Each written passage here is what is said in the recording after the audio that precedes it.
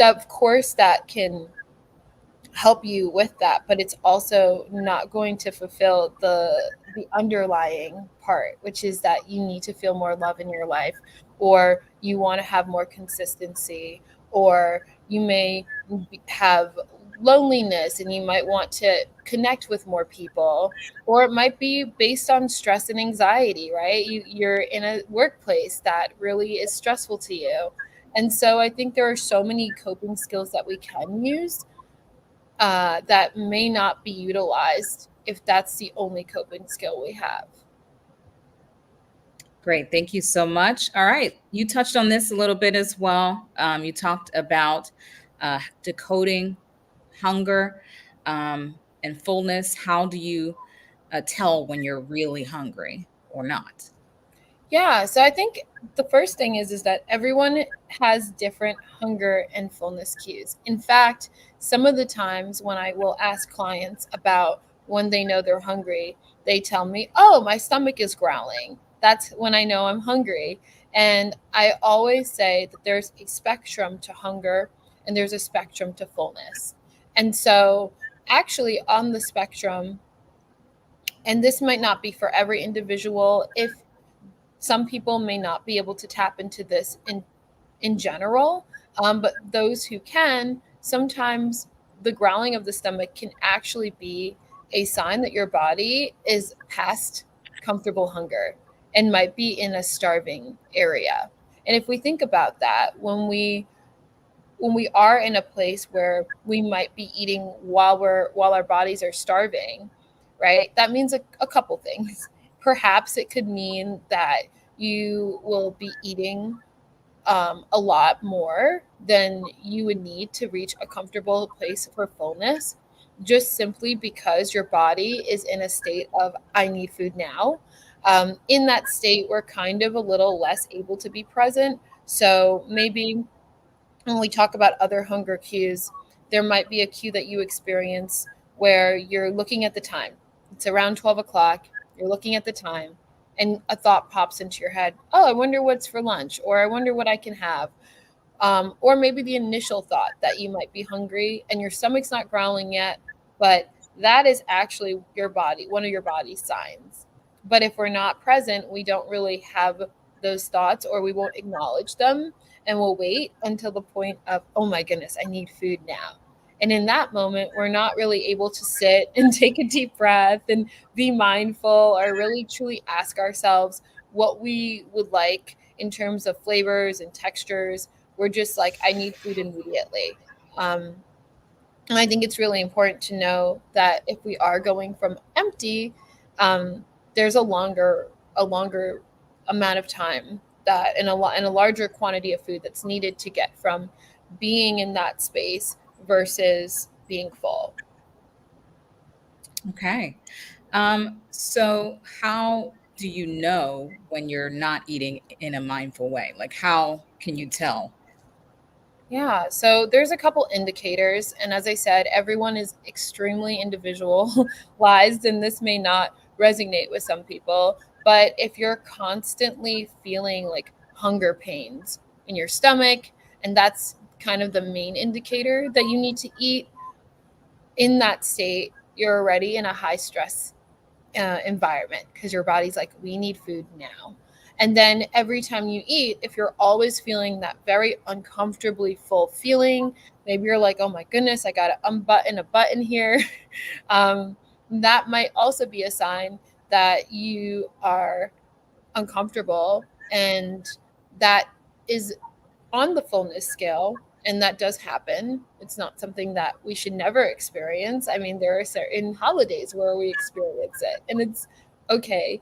But I do think that, like, if you have these consistent reminders, um, or if you are at a point where you are not eating until you're full because you feel like fullness or the feeling of something sitting in your stomach is really uncomfortable, and or if you are only eating if you're only eating when you're at that space of like complete starvation. And so those are kind of some of the indicators that would show that you're not having appropriate nourishment. And I think everyone has different eating patterns, but I think it's really important to understand that your body does need fuel. Just a fun fact, it takes your brain anywhere from 15 to 20 minutes to actually connect with your stomach and assess where you are in that fullness. So, if you are in a place of being starving and you're obviously eating fast because you want that energy, you won't know where you are with fullness until 15 to 20 minutes later. Wow. We are going to take a quick break. Stay tuned.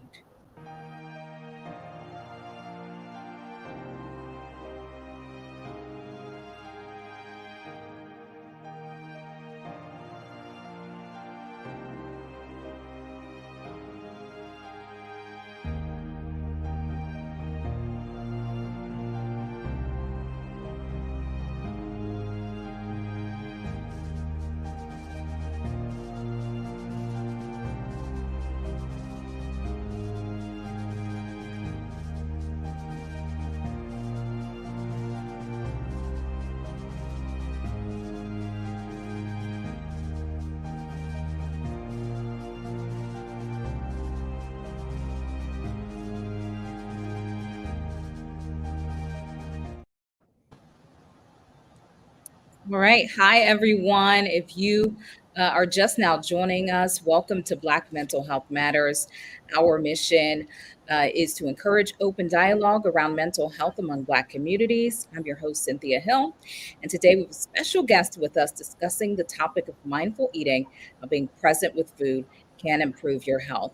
Brathwaite, MS, RDN, CDN, is a passionate advocate for the intersection of mental health and nutrition. And as a registered dietitian, authenticity coach, she empowers individuals to build a holistic foundation between food, body, and mind. Welcome. Thanks so much for being with us, Brianne. Let's go ahead and get into it. What is mindful eating? Yeah, so mindful eating is the concept of being present with your food and really taking in aspects of gratitude and timing to really make sure that you are de stressing before you're eating.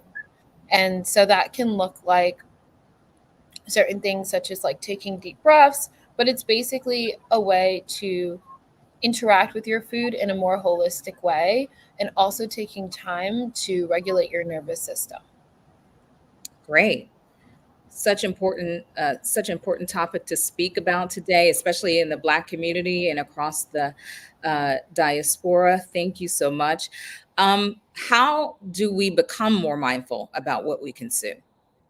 Yeah, I think it's important to look at mindful eating as a tool that you can use in terms of really starting to cultivate a broader soulfulness around food, and that can look like, and I think even traditionally for my family that might look like saying grace as a family at the table before having the meal, really thanking and being grateful for the meal, as well as other things such as taking deep breaths before the meal, even in the cooking process, right? Like incorporating that relationship with cooking.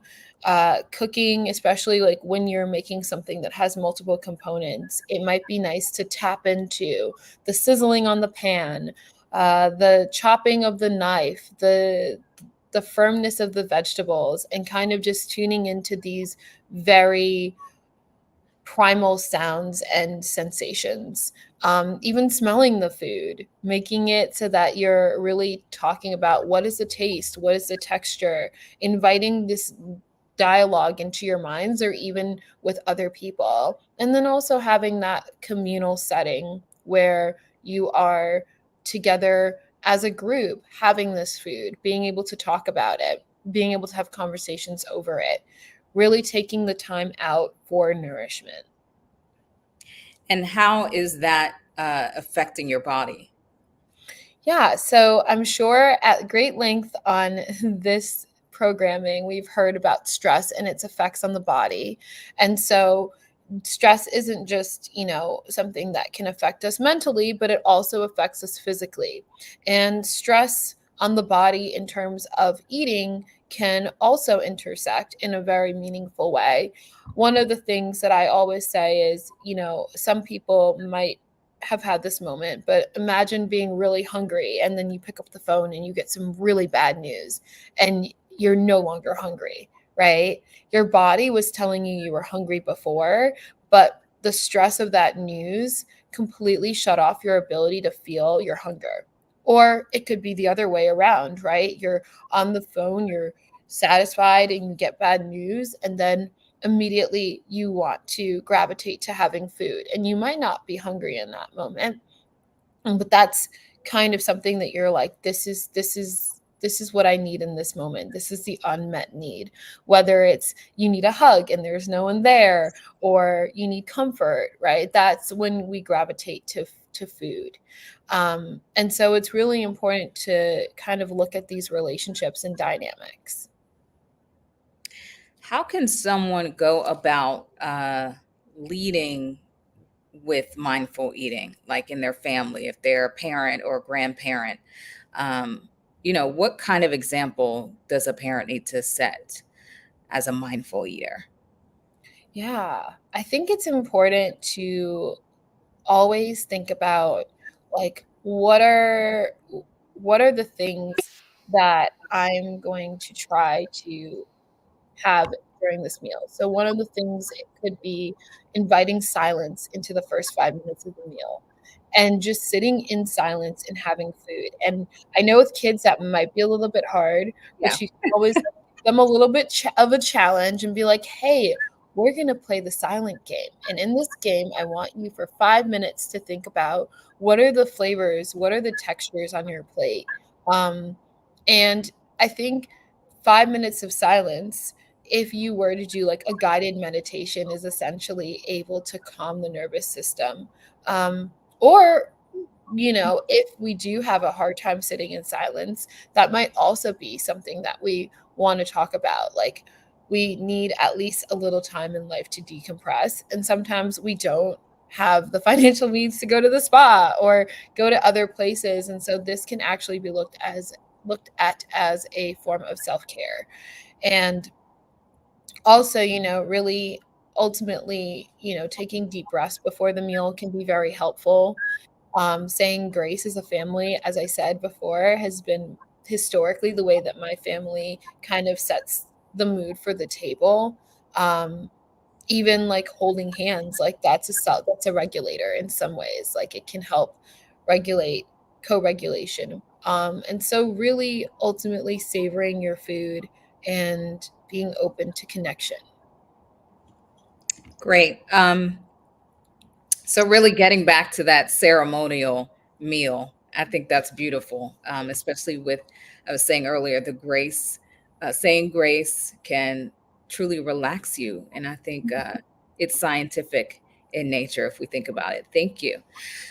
So it is coming up National Eating Disorders Awareness Week. What do you think someone of African or African American descent can do in particular to help them be more mindful of what they consume? What is specific about our culture, um, and how it relates to mindful eating? Yeah. So I think that, like, if we think about kind of where we are at this time in society, it's a very fast-paced environment.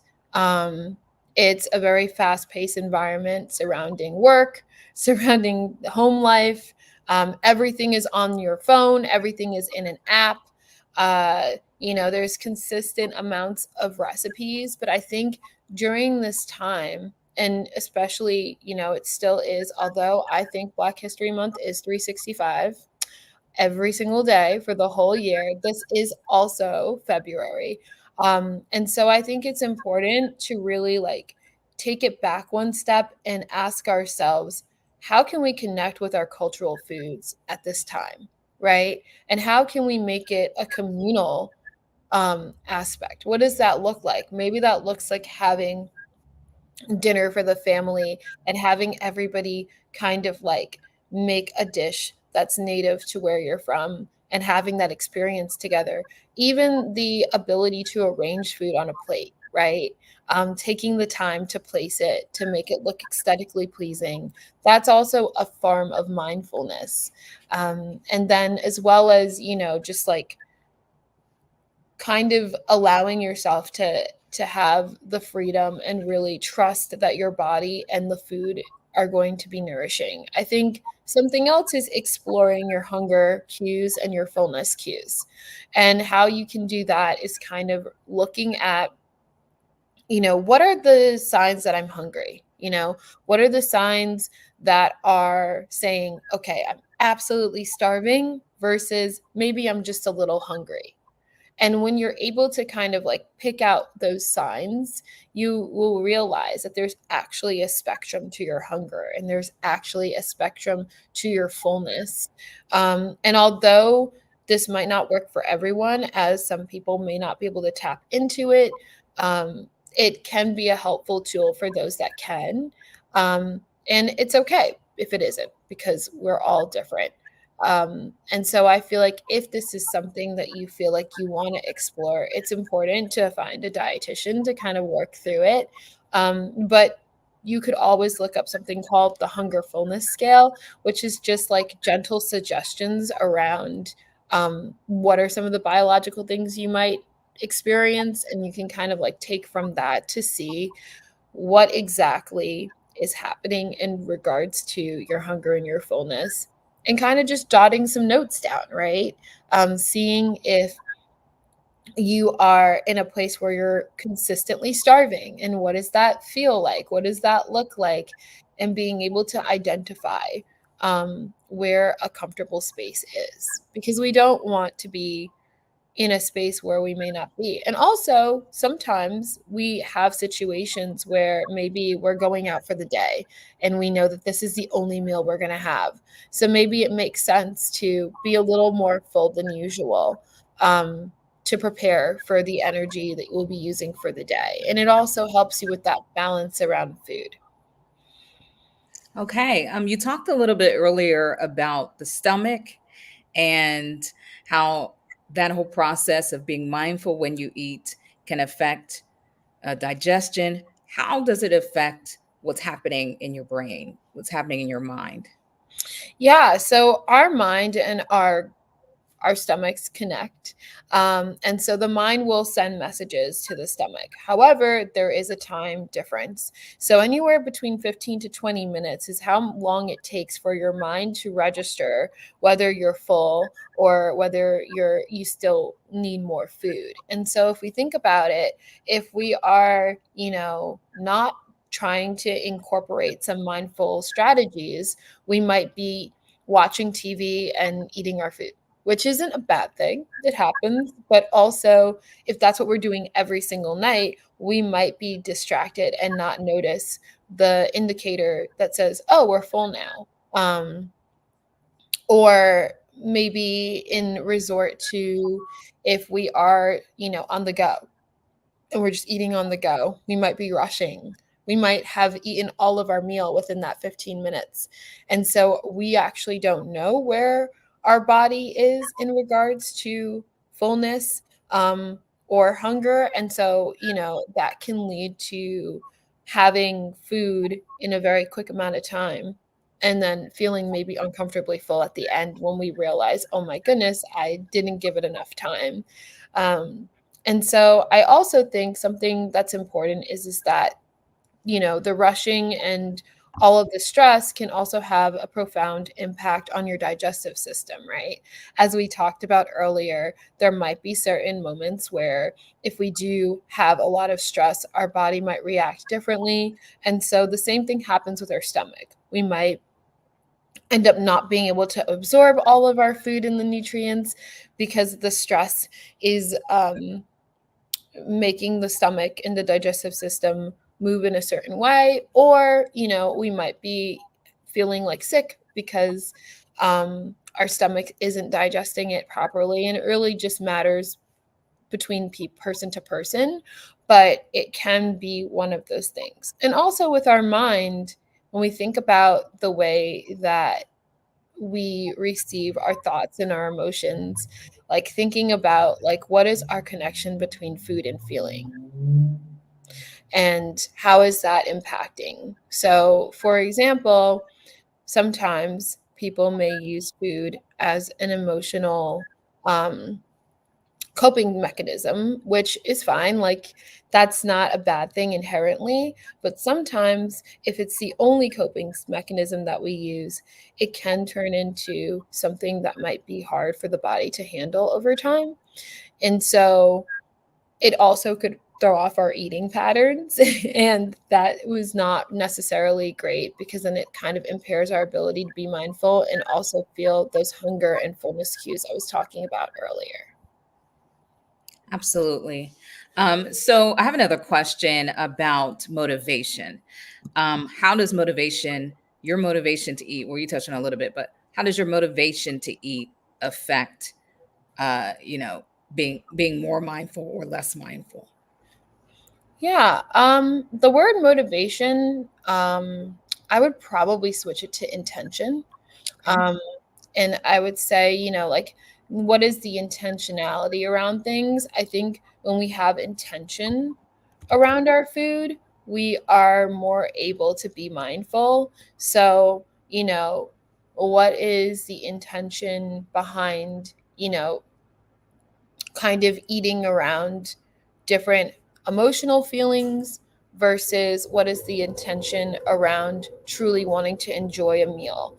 And I think that, like, when we said, like, when we're in that enjoyment place, when our nervous system is not stressed out, we are more able to sit there and say, oh, okay, like, this is enough food. I think sometimes, like, one of the things that may come up in Black communities is the way in which we are told that we need to have food. So, and it comes from a place of having these historical events happen. And I talked about this, saying that, like, your intention behind eating isn't just your own, it's built on different factors throughout your life. So let's say there was a point where maybe your parents perhaps didn't have a lot of food, and so they had to eat everything on their plate.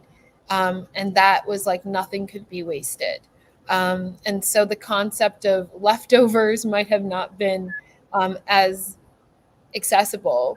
And so what that shows is just like, if we have that clear the plate mentality, we might be often pushing ourselves either to eat more than we feel comfortable with, or just maybe even it could be the opposite way, like having a scarcity mindset where it's like, if I don't eat all of this, I might not have it later. And these thought processes are super important for survival and also make sense depending on what that has looked like historically for you.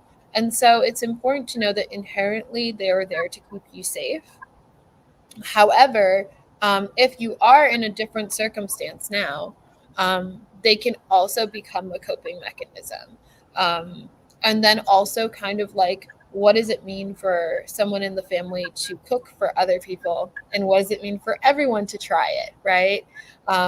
You might have, an aunt that makes something and takes it really personal if you don't eat it. And your intention might be like, well, I don't necessarily like peppers, but I guess I'll eat this because she made it. And so it's the intention behind it, can really be a question where it's like, now we're in a place where we're eating things that we don't like to please other people.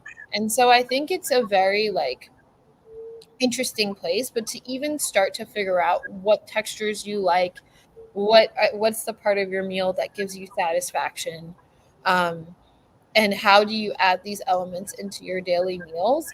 It really comes from sitting with yourself and sitting with food and really asking those questions. um, when am I hungry? When am I full? What does that look like? What do I experience? Do I feel satisfied? Do I not feel satisfied? Do I like certain textures more than others? And having this allows you to make intentional choices with your food. Awesome. Thank you so much. I always think about at work, we have like a half an hour normally to eat, and how that's too much of a time crunch to almost get in the mindset of connecting your body to your food. Uh, so just really interesting um, what we go through as people and as students as well. You only get an allotted amount of time in school. So, yeah, as you said, important, very important. So, we're nearing the end. I wanted to ask you to um, go ahead and let the folks know how they can contact you, but also, is there anything else you wanted to share that maybe we weren't able to talk about? Yeah, I think that one of the other ways that you can open up this mindfulness around food is around cooking. I know that must look different. I mean, sometimes I get home from work and I'm just like, okay, I need like a frozen something and I'll put it together in a pot. It's going to be one pot. Like I'm not doing different things. But I think just tuning in to different parts of the cooking process, whether it be smell, whether it be sound, whether it be the physical actions around um, cutting vegetables, um, you know, just kind of like being able to be present. Our brain actually has a reward center for us working with our hands, which can be super gratifying. And so that's also a way to kind of ground and tap into things. And even if you're not so much of a chef, the cleanup, right? Like, whether that means washing, I mean, this is, people are gonna be like, you're not tricking me into washing my dishes. But hey, like washing a dish and really like thinking about, wow, like I just had a meal and this meal um, was because of all of these hands that helped it get to my plate. And now I am tapping into thinking about that. I don't know. I don't know. People are gonna be like, you're not making me cook. I mean, that's one way to convince us to That's watch. one way to look at it. I love that. And how can people at home connect with you? Yes, absolutely. So you can go on my website, which is www.eatforsuccess.com. Actually, I do have a book, and it kind of has, it's a recipe to authentic living. And so what that combines is a little bit of what we talked about today, and also a lot of activities around becoming your most authentic self around food. And so it's super fun. But on my website, as soon as you scroll down, you'll be able to see it and purchase it, providing that you are um, able to get it. I don't know if it ships internationally. I think for right now it's just US.